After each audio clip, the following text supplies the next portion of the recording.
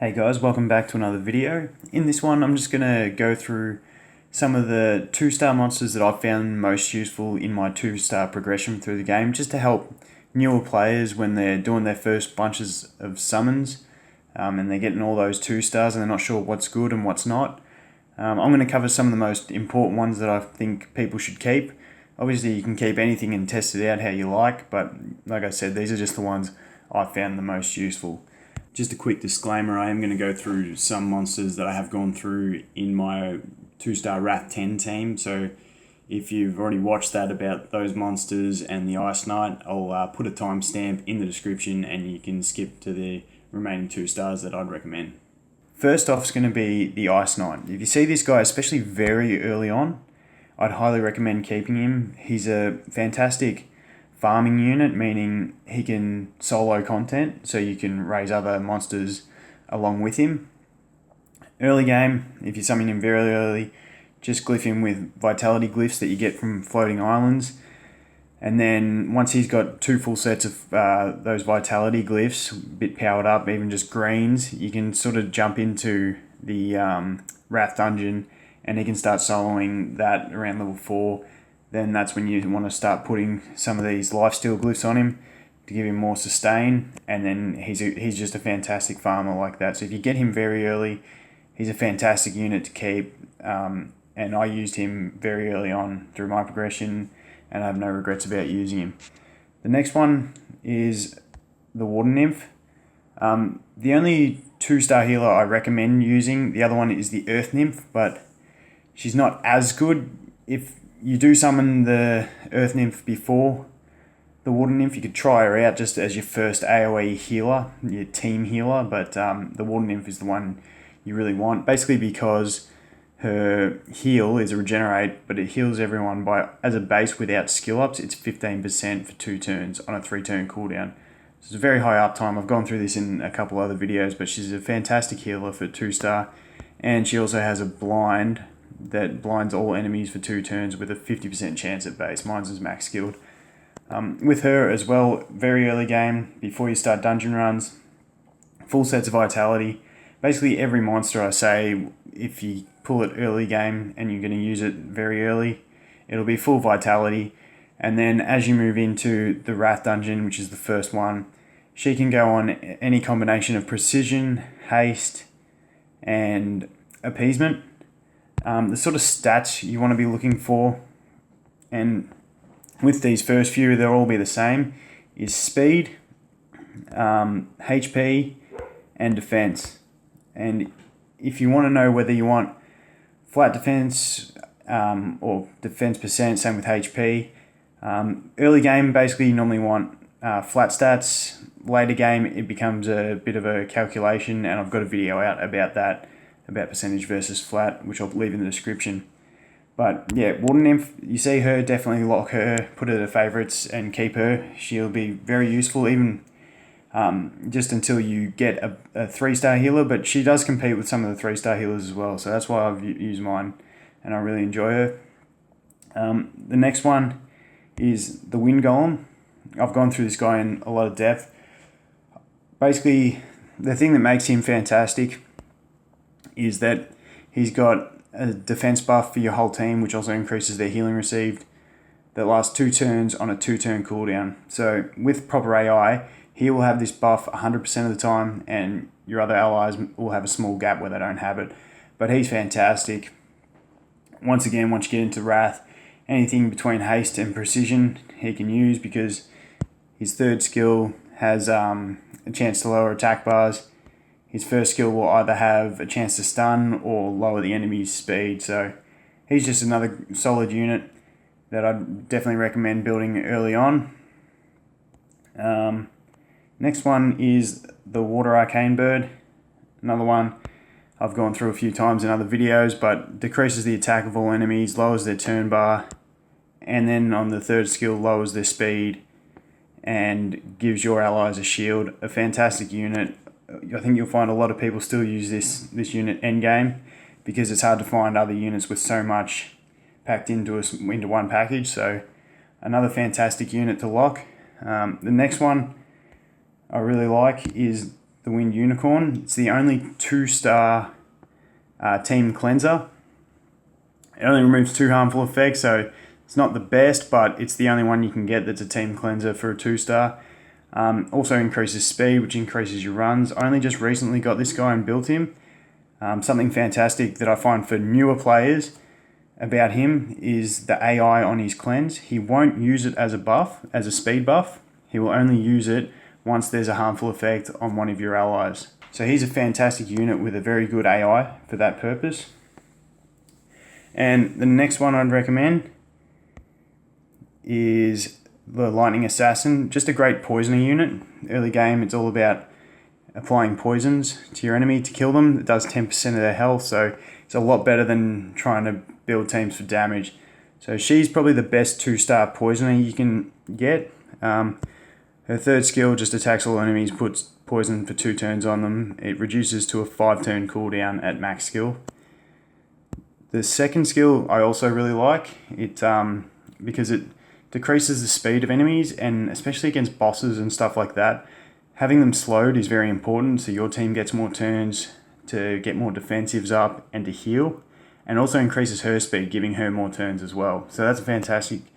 And if you get the right power up, when you evolve her, you can get 50% chance of poisoning for 2 turns on her 1st skill, which just adds to her being the best 2-star poisoner in my opinion.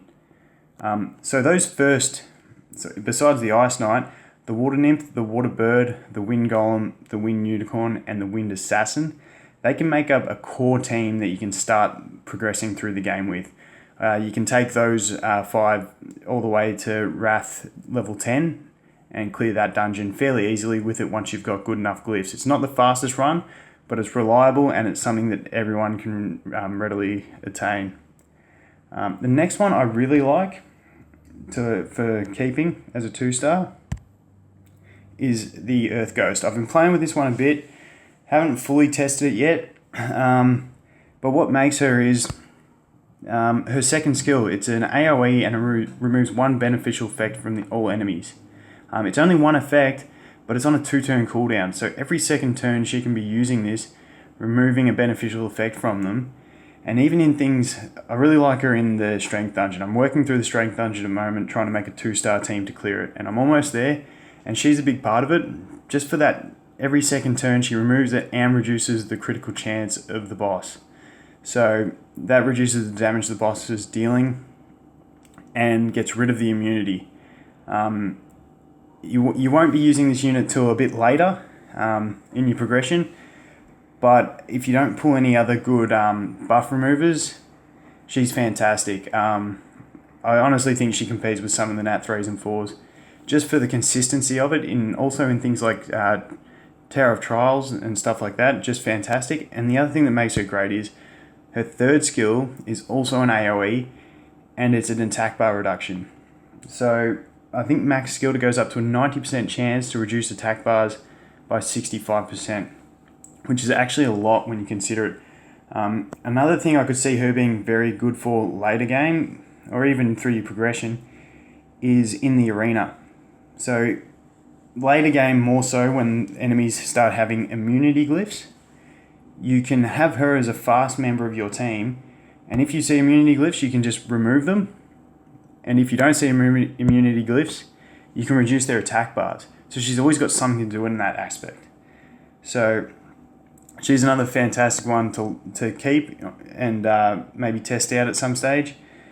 Another one worth a mention is the Windbright Fawn. I'm currently testing this one as well in the Strength Dungeon.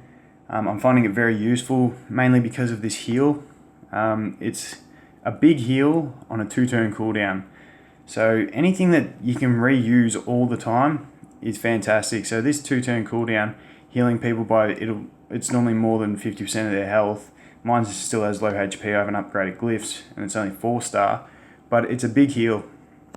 And then her 3rd skill is also a defense buff, which never hurt anything. So another great unit. Sort of gets replaced once you get a Water Holy Sister or a Wind Crusader, but all round a fantastic unit. Really solid heal, extra support with the defense buff. and the first attack can either heal itself, or the one I'd actually prefer on this unit is reduces the enemy's attack bar. But once again, with these, you just take what you're given, and hopefully they'll introduce a feature that you can change it later on. But another great one, the Windbright Fawn. And the last one of the ones my most like 2 stars to keep is, I haven't actually got one. I fed all mine off early before I realised I wanted to build one. And that is the Fire Assassin. She poisons an enemy twice for 2 turns and prevents them from receiving healing effects. Only a 30% chance, but it's still a healing block, which not too many 2 stars have. And the other great thing is that she has this third attack, which increases the duration of enemies' harmful effects. So she could be really handy. I'm thinking about her. I'm thinking in advance of building her for my 2-star Tower of Trials team. So she's just one to put in your favourites. You don't have to build her straight away. She's not going to be viable for too much content. But just in case you don't pull that unit that you need for the heal block, she's actually a great unit for it. And then just some sort of honourable mentions, which aren't too important. The ones I've gone through already are the sort of the important ones, I think, to put in your favourites and not to feed away. These ones are just sort of case by case. The first one is this Fire Ghost. She's very interesting. She basically gets replaced if you have a water tree, but her second skill, granting poison mail to all allies for 3 turns, and once you get 1 skill up into it, it's a 3-turn cooldown. So, like the Wind Golem, it's 100% uptime for her and almost 100% uptime for your teammates. If you don't know what poison mail does, it's whenever an enemy attacks someone with poison mail, they have a 40% chance to get poisoned by them. So if an enemy attacks 5 of your monsters that all have poison mail, each of your allies they hit all have a 40% chance of putting a dot on. So you could actually get land from 1 AoE the enemy does. You could end up with 5 poisons on them. Not likely, but it's possible. So that's actually very handy. I've also been testing her in the Strength Dungeon as well as a way to apply a large amount of poison to the boss after my Ghost removes that immunity. So I'll hopefully have that team sorted out. I've just got to upgrade some glyphs and I feel like I'm almost there, and then I'll put a video out for you on that. But she's another one that can be handy. But once again, she does get almost instantly replaced once you pull a water tree. Next one is this Water Imp. The Water Imp, I've put it in my my Benefit 10 team. He does have very low stats, but he's just got an interesting kit. This one, like I said, it's not vital to keep. I just think he might have the kit that'll do handy things later in the game once they introduce more features. I just feel like it's a good combination of skills that complement each other well. So he removes positive effects from the enemy and increases the duration of their negative effects. And then this one prevents them from receiving positive effects and poisons them twice for 2 turns. So he can either block their beneficials and poison them and then extend those durations, or he can remove their immunity and then poison them in the next turn and block them from getting immunity again. So shame on the low stats, but he may find a good use later in the game. I don't have too much use for him right now, but I'm hoping I'll find a good place for him. The next one I'd say is the Fire Sphinx. Now, this one's, like I said, he's not too important. It's just that he's the only 100% chance to land an AoE defense break for a 2-star. So if you get later game and you haven't been lucky to pull enough, something like a Wind Gargoyle or another AoE defense breaker for Arena, then he'll be your option. But not too important. You play a long time before you get too serious, or I recommend you get too serious into Arena. So he's one that I just locked just in case, but it's up to you on that one.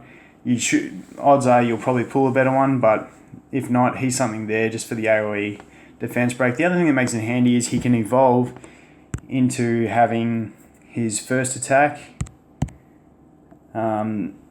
decrease the enemy's defense, which isn't too bad.